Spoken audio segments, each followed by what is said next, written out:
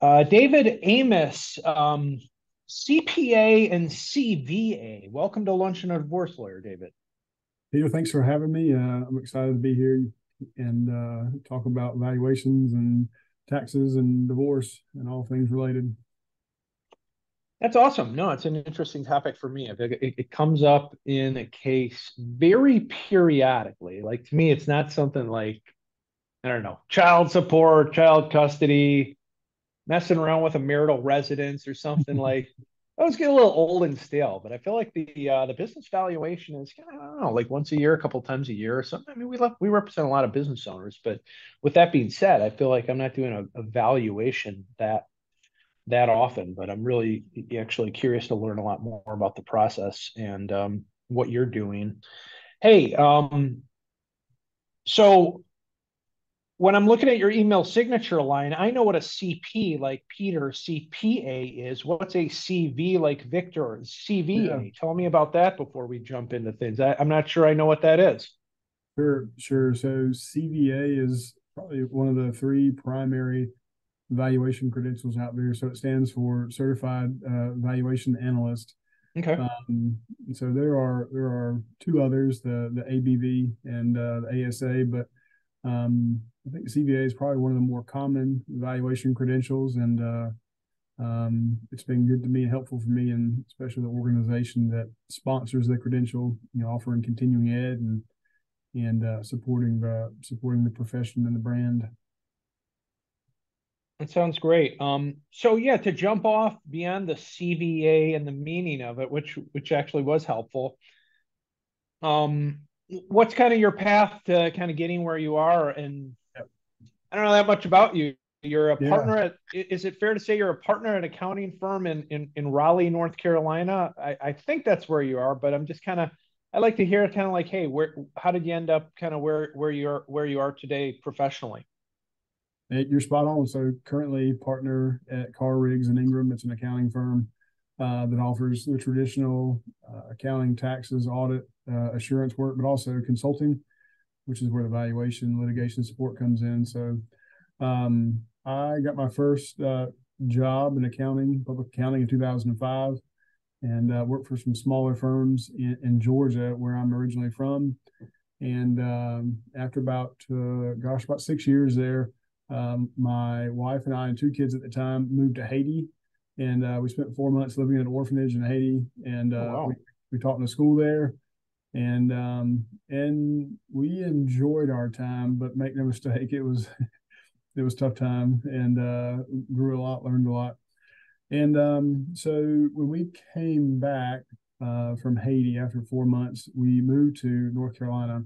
And at the time, I thought that my wife and I thought that's what we were supposed to do with our life long term, is to do cross cultural ministries, things like that, working with children, and kind of in that context. And so we came up here to go to a seminary in Wake Forest. And so while up here, since I was certified as a CPA at the time, I worked part time in that capacity, and was going to school, seminary, and I think just several events led me to a place where I thought it was time to kind of transition back full time into public accounting.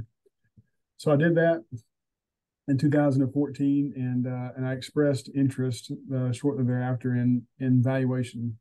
I'd always been interested in valuation, but I thought that it was a whole lot of art and not a lot of science. And Mm-hmm. I'm probably more science than art. And so, but I had a desire for it. And so fortunately, the firm I'm at supported me in getting the training. And so I started doing that kind of on the side. And, uh, and so from about 2015, 2020, kind of did that on the side of accounting and tax. And then in 2020, made the plunge full time into valuation and litigation support services, and probably about 85% of that being in the family law space. Oh, wow. That's the short of it. So you're day to day, so you're not doing tax returns at all. You're Um, helping me litigate a contested divorce. yeah, Not yeah, me yeah. literally, but. Yeah, and I think early on, I think tax taught me a lesson, and also just wanting to be really good at what I do. Tax is it can be so deep and it can be so wide, and it's hard to be great at what you do, and hopefully not from a prideful, a bad place, but I want to do a good job, and I want to have confidence in what I'm doing, and I want to be able to provide a good service, a product, and so I gave up the tax and the accounting. And so I don't do any of that. And there are some clients that I had relationships with that I'm still involved to some degree as in a relationship partner context, but that's probably less than 5% of my time. And so I'm spending 95% of my time on valuation, and 85% of that is working with attorneys just like you. Oh, very interesting path. Yeah, Sometime I'd like to hear about the Haiti seminary path. I'm sure. not sure I have that much time for it, but I'm very intrigued about, yeah, ministry in Haiti. What seminary are we in? Wake Forest, North Carolina? Yeah, so the seminary is in Wake Forest. It's not Wake Forest Seminary. It's called Southeastern Seminary. So uh, yeah, Wake Forest does have a seminary, but it is in Winston-Salem. Yeah. One of my better new friends during my half of the year in Florida is actually an ex NFL football player who went to Wake Forest. And I was kind of kidding him when we were up in that area. I'm like, dude, I was in Wake Forest and there wasn't Wake Forest. Give me the backstory. Cause yeah, I mean, I know the real, but it was founded there, but it moved like Yep. 100 years ago or something, right? Yeah. Yeah. Yeah, exactly. I think it was founded there, moved, I think, in the 50s or so, and I think that seminary bought the campus, and so it's kind of a weird thing. Oh, Um, really? So you're actually where the original Wake Forest was, Southeast Seminary? yeah, yeah. Southeastern Baptist Theological Seminary is those are the hallowed grounds of where Wake Forest University got its start. Oh, that's hilarious. I'm gonna tee that. I'm gonna give my friend down here a You little should. some like local knowledge. That's right. Pardon? Yeah, absolutely. It's a great place. I think it's a great town.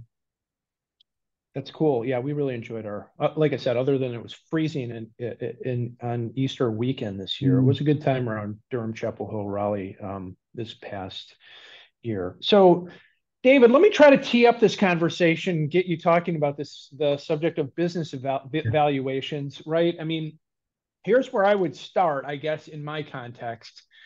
Um, right. I'm representing parties in a divorce case, and let's just say, Jill Smith owns, I'm just going to say a restaurant, and it's an important asset in the divorce case. And then kind of how are you getting pulled in and what are you doing? I know a little bit the answer to that question, but yeah, just for a layperson audience, right? There's an asset here. It's this successful restaurant that's yep. making millions. And then how do we deal with that in the divorce context? And sort of what's your role? Yeah, I think gosh, it can look so different, depending on what stage I get brought into the mix, and there's so many things to think about. Typically when a business is involved in a marriage that the divorce is happening, it may be one of the more significant assets, and oftentimes we see that, hey, one somebody's going to get the business and somebody's going to get the house, and so there's some pressure, um, and some real life pressure. Like if we come up with a valuation that's lower than what maybe the house is worth or something else is worth, and then somebody may have to come out of pocket to keep the house. And so I mean, there's some real life difficult I think circumstances and pressures, but as much as possible, we need to be somebody that's unbiased, right? We're supposed to be advocates for our opinion and our conclusions, and so we can do a couple of different services in a couple of different phases of the process of marital dissolution. First, maybe just for mediation purposes, we can do what's called a calculation of value, and that is one type of valuation under our standards where we can focus our approach and how we're determining the value of a company, and kind of limit our approach and our methods and our scope, if you will, to try to help provide a number for people to negotiate and to figure out, hey, can we settle this thing in mediation? Is it necessary? Can we skip costly litigation? And so that's one of the things we do. And I think that can be a really good thing. There are some limitations with the calculation of value because we're limiting to some degree our scope, Right. et cetera, and trying to get a number. If things progress past Hey, mediation. before you get onto that, David, what is there a simple kind of answer to like calculation of valuation? I think what you said. Yep. What sort of I'm going to say documents or stuff is that going to be based on? Yep. Great question. So there's going to be some financial and non-financial documents. Oftentimes, if a business is somewhat steady, either it's flat revenue and profitability is flat, or there's increases, but it's trending, if you will, it's a steady. Then we can look at past historical performance, maybe by looking at tax returns and understand this company Mm-hmm. and what sort of benefits or earnings or cash flows they're producing. Because um, you know we need to remember is evaluation really is understanding what the value of future cash flows are, right? And so nobody invests in something to get for a past benefit. I'm Right. investing in Tesla, GE, Ford, et cetera, to get a future return, a dividend, and capital appreciation, right? And so we can look at financial data, tax returns, and understanding what that could be. We're also going to look at non-financial documents. We're going to look at operating agreements. Are there restrictions on transferring of this interest? We're going to look at data on the economy, on industry. Mm-hmm. We're gonna ask for narratives on this company. What are the strengths and opportunities and weaknesses and threats? So it's a blend of financial and non-financial data. Okay. I'm sorry to cut you off. So that's a calculation of value.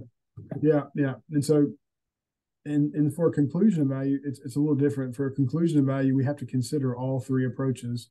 In a calculation, we can limit it to one, but and then in a conclusion of value, we're gonna present our findings, and we're gonna say something to the effect of, "Hey, this is my opinion or my conclusion," and this is really a necessary.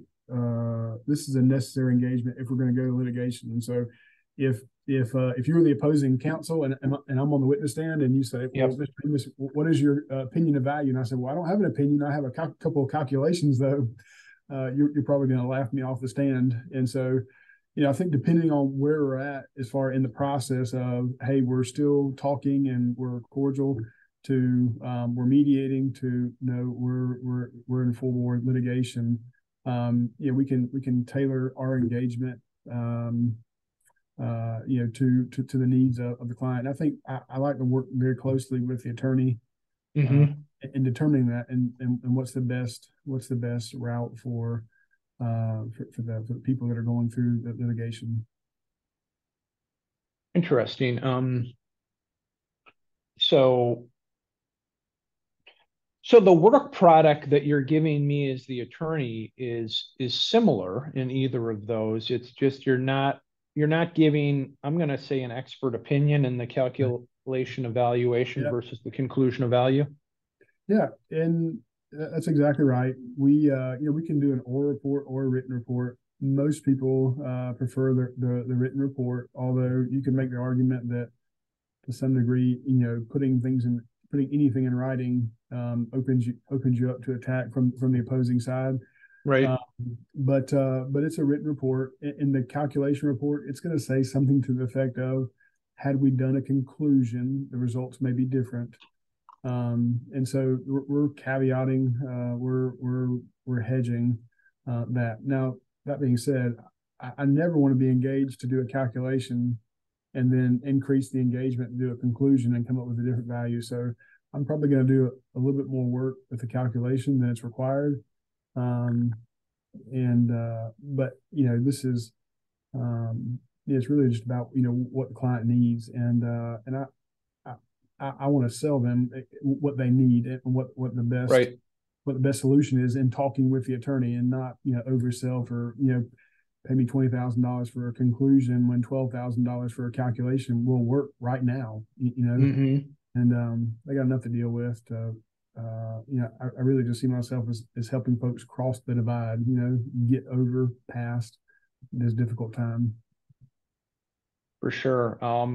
Is there a breakdown, I mean, specific or not, of kind of you do a lot of one versus the other? I would assume the lesser one, maybe, just because I don't know. In Yeah, my world, the end of a divorce, even though on TV people think you have a lot of trials, I also know that yeah. ultimately most divorce So, cases really are are settled without kind of a final yeah, trial. In Cook County, Illinois, it's like 5% end up in a trial. yeah. I think it's probably split. We probably do the same amount of calculations that we do conclusions, and some of that is just driven by the attorney. You know, Okay. we could be headed for mediation and probably going to settle in mediation, and some attorneys just prepare that they just prefer the conclusion, and it may be because they know the other side's going to get one of those, and they don't want to show up to mediation with a calculation, and the other side has a conclusion. Yeah. But you're exactly right. A lot of these things do settle, and but you know, I think a calculation is a good route. It tends to be a little quicker. We don't ask for as many documents, and so it's a little bit quicker. It's a little bit shorter and easier to digest, and it's you know, it's a little bit cheaper. You know, I'm not aiming for the low cost provider, but Right.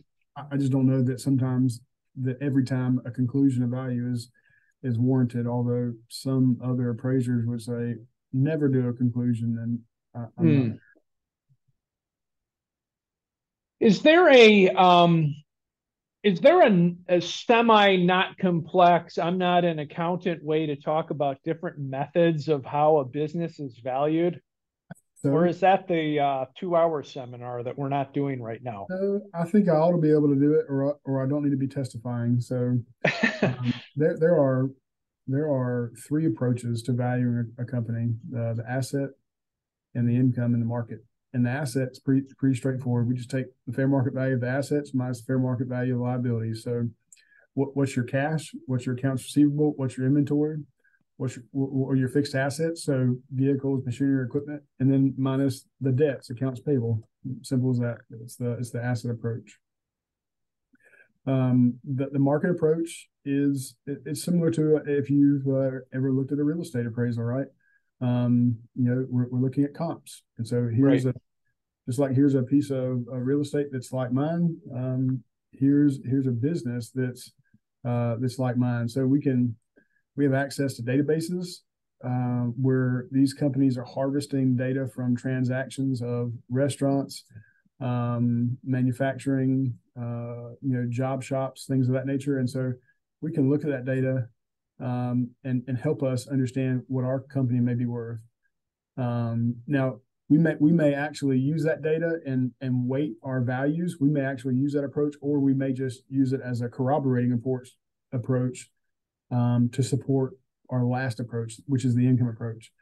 And so the income approach, it's as simple as understanding a mathematical formula, right? The value through the income approach is simply the benefits divided by the rate of return. And when I say benefit, let's just say net income or cash Mm-hmm. flows. So the income approach converts the ongoing benefits that this investment is going to produce into the future to value by dividing it by a discount rate. So if we're going to invest in name the stock, if we're going to invest in GE, what sort of return would it require for you to invest, you know, $100? And so we just need to understand the benefit, what we're going to get in the future, and our required rate of return, capitalization rate. How's that? It's a good summary. I'll be honest, I'm not a super math numbers guy myself, so I'm Yeah, not sure how much more I want to pick on that scab. yeah, I'll hire you as the expert on my next case for that. please do. Is there a one side point, right? I mean, you use the real estate comps analogy. Yep. So, I mean, that's readily available. That's kind of like, right? I'm not in that world so much, right? The idea of comps.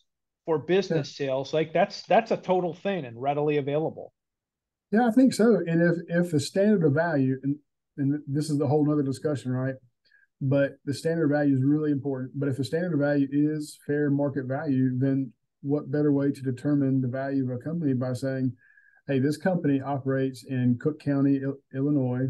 Right. They manufacture XYZ, and so I can go out and find 5 companies that are in the Midwest that manufacture XYZ, and they sold for X multiple, maybe 70 cents on the dollar of revenue, or or something like that. And I can take those multiples and apply them to my company. And so that I mean that on a simple level, that's fair market value.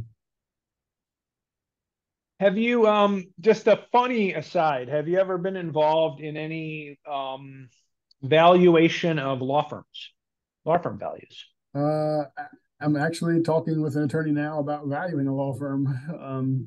So which that has a whole nother element to it that we haven't talked about. Well, I just mentioned it.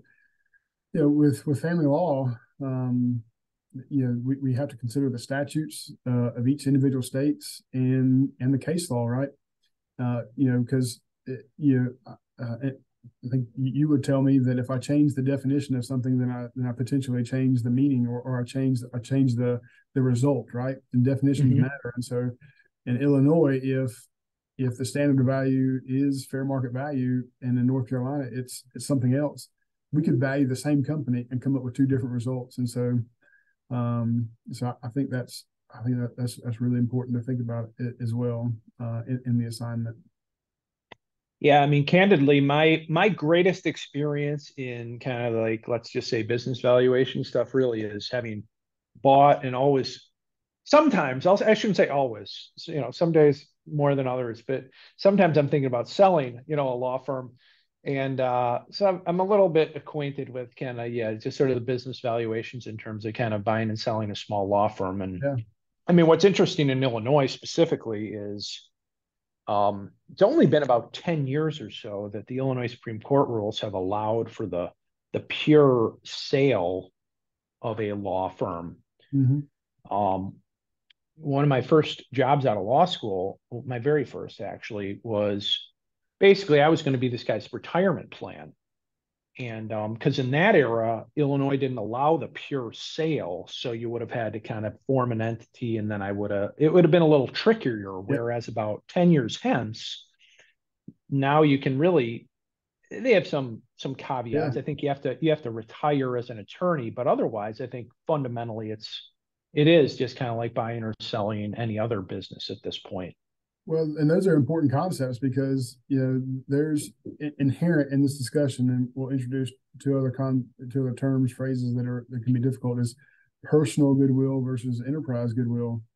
That solo attorney that is making just a lot of money, for lack of a very technical word, making a lot of money and wants to sell. Like who's going to buy that? Like Right. at today, there's a lot of value that's in that firm, but it's related to that one person, and that may not be able to you may not be able to sell that. And so if your standard of value is fair market, like on the market, you can't Right. sell that. But in North Carolina has investment value as a standard of value, or at least a combination of investment value and fair market value. If the person is going to continue to own the business, and even though he's the one or she's the one, that one person driving the value, North Carolina says that's includable in the marital estate. And so that's a big deal.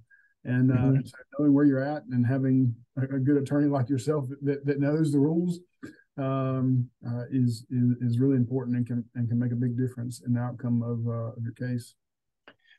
Is there kind of a sweet spot or a general sort of revenue size of business range that you tend to be working with, or even a specific type of business? Are you the restaurant guy, or I mean, I'm totally Yeah, just making that up, but I would think, narrow niches are usually a good business practice. well, and I'm attempting the niche insofar as my valuation practice is Yeah. 85% family law. I haven't gone further to pick out a couple of industries, although I think I would like to do that at some point. Yeah, I'm valuing a company right now that may be worth $60 million, and Oh, valuing another wow.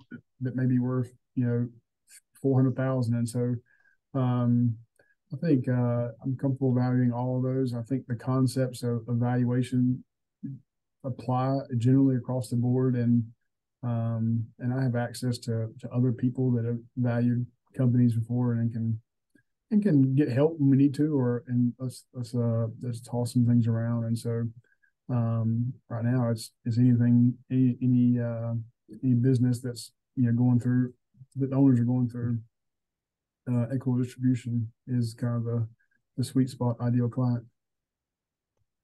Yeah, this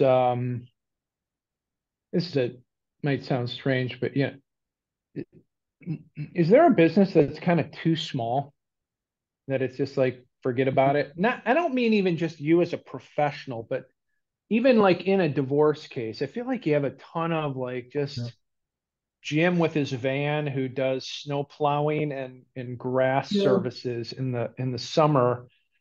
yeah. And do you mess with that? And I'm obviously not giving you like an income number, right? They're huge landscaping businesses, and then there's Jim in his truck with his one Yeah. contract employee. But I don't know, is there kind of a semi helpful guide answer on that when it's just like, just don't even Well, mess with that in the case versus, let's do something. Let's put a value on it.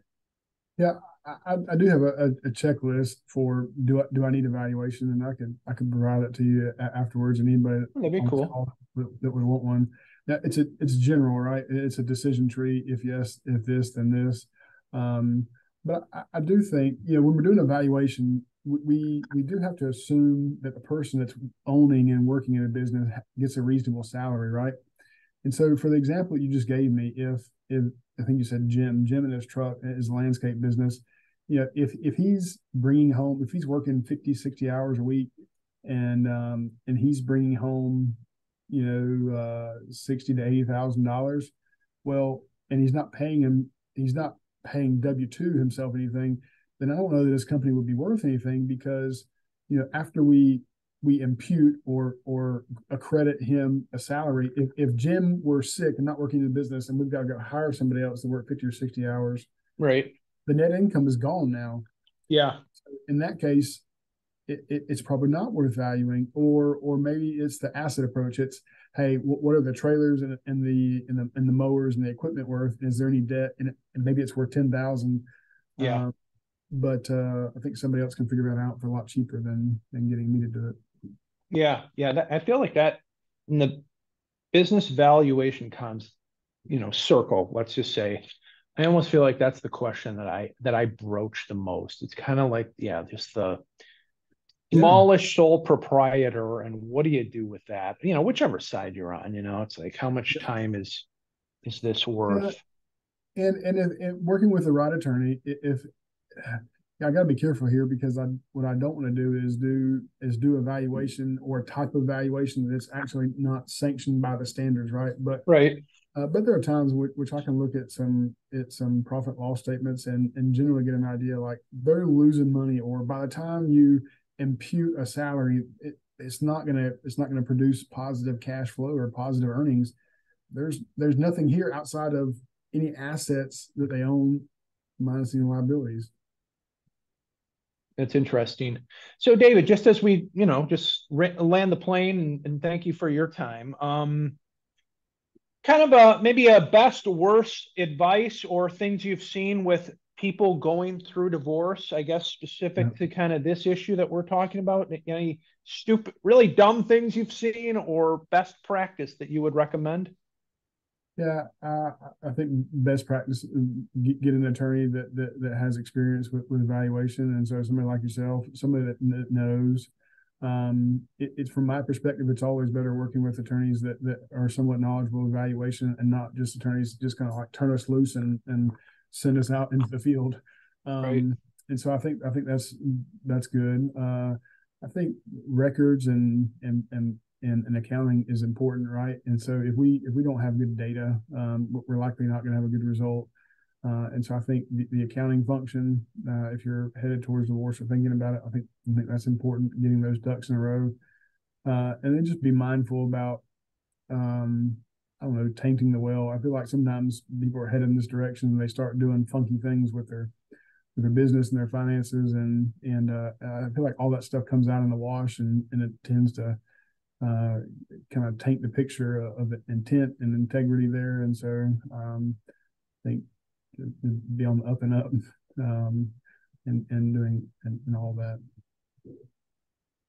Yeah, digging in, yeah, like, business. I mean, just speaking to myself, I don't think I'm doing anything funky. Uh, Knock on wood, I'm happily married. Uh, but Good. but at the same time, it is right.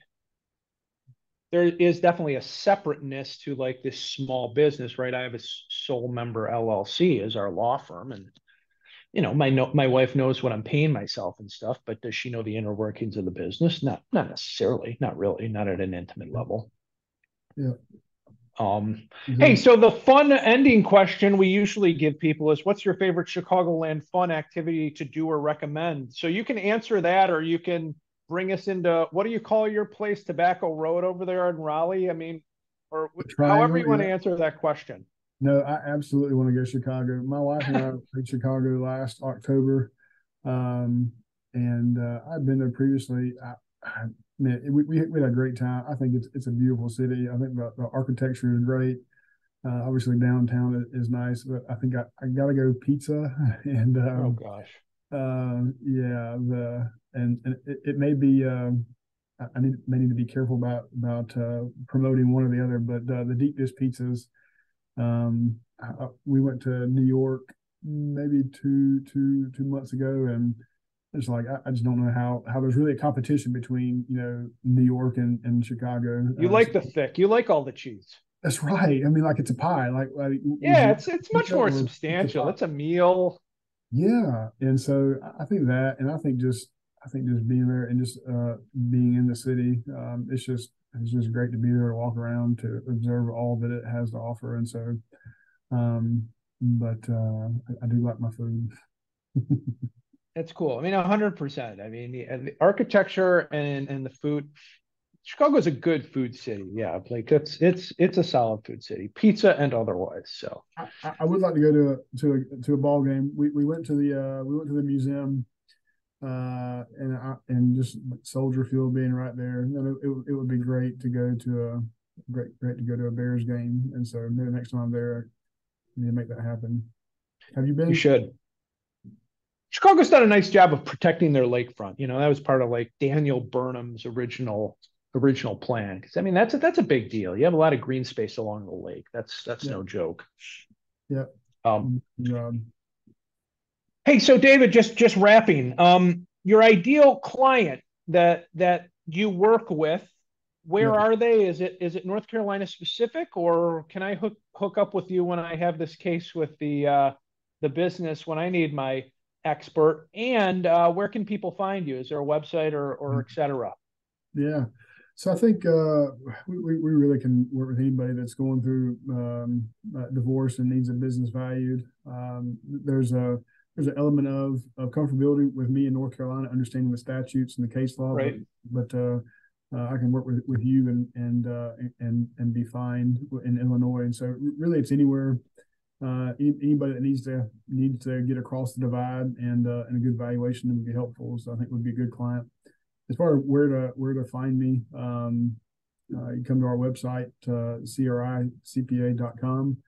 Um, we haven't talked about it, but I recently published a book on valuation for matrimonial lawyers, and Oh, cool. it's written, I think, at a very basic level by a valuation person for attorneys. But really, anybody that's going through or may go through divorce and wants to understand a little bit about valuation work, I'd be happy to send you a copy. And so, if you want to reach out to me, I can send you a copy. My email address is damiss@cricpa.com. Oh, great. No, that sounds like a great resource. Yeah, I'd love to see one. Is that something I'm buying on Amazon or more you're using to Uh, inform attorney kind of yeah, network people? You can absolutely get it on Amazon. I think I wrote it, wanting to give back and also wanting to, I think, just to establish authority, right? We establish authority by Right. writing and speaking, and so and it was good exercise for me in being able to articulate, or trying to articulate things concisely and in a straightforward manner. So you can find it on Amazon, or you can email me and I'll send you a copy. And Peter, I'll be sure to send you a copy. What's the title? Introduction to Business Valuation for Matrimonial Lawyers. Okay. Awesome. Well, David, I learned a lot, and so thankful for connecting and for you jumping on the show and podcast. Peter, thanks for having me, and I wish you the best, and enjoy Chicago and Florida and wherever you're at. I will. All right. Be well. Thanks, David. All right, thank you, sir. Bye. Bye. Well, that was a great and interesting discussion with David, because I've dealt with business valuations, and I think any experienced divorce attorney has probably run into them once in a while, but definitely isn't something that comes into my day-to-day circle. But when you really think about it, and you know, when you think about the common big divorce assets that are, coming across my plate all the time, real estate and retirement plans are usually the two big things. But, number three, if somebody has a business or a business interest, that can have a lot of value. I know, just as somebody who's bought and sold businesses, not been divorced, but have bought and sold businesses, it really, really is an important asset to take a look at in a divorce case. His breakdown between what he called a calculation of value. It sounded like a little bit of a less expensive way to go about getting a valuation versus a conclusion of value products to really bring into your case. Really, I think that is something you should think about if you're going through a divorce and you or your partner do have a substantial business ownership interest. And I will be happy to share a copy of this checklist that he's going to provide me. When should or shouldn't you really bring in a business valuator? Because that's my very genuine real world. You run into a lot of small business owners, but I always ask myself, in the one or two person smallish operation, is it even really worth my time and a client's money, expense, time, etc., to really do stuff like a business valuation? When is that important? So I'll look forward to grabbing that checklist and sharing it with you. And also, we'll include a link to David's book in the show notes as well. So I'm going to leave it there. Thanks again for jumping on and joining us on Lunch and a Divorce Lawyer. Wherever you're listening, please rate and review us. We've really been just rocketing in terms of our downloads and listenership.